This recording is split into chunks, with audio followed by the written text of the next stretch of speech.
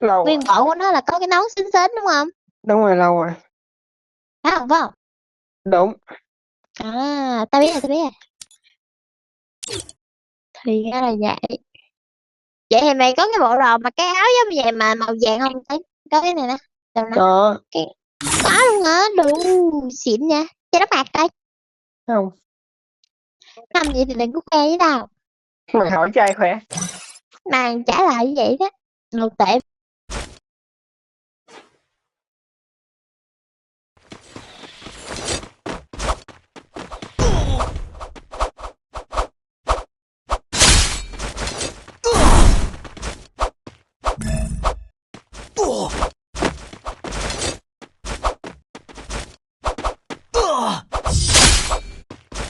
Không thấy địch.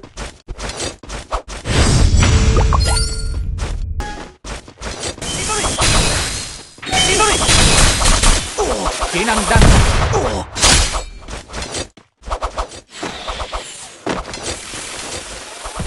Mờ bay nè.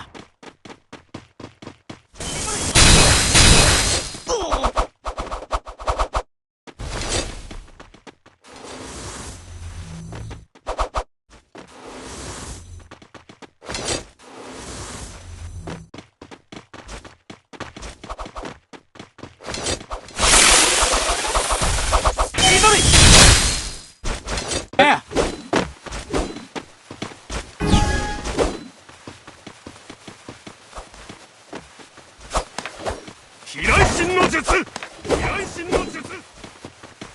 Mờ bay nè.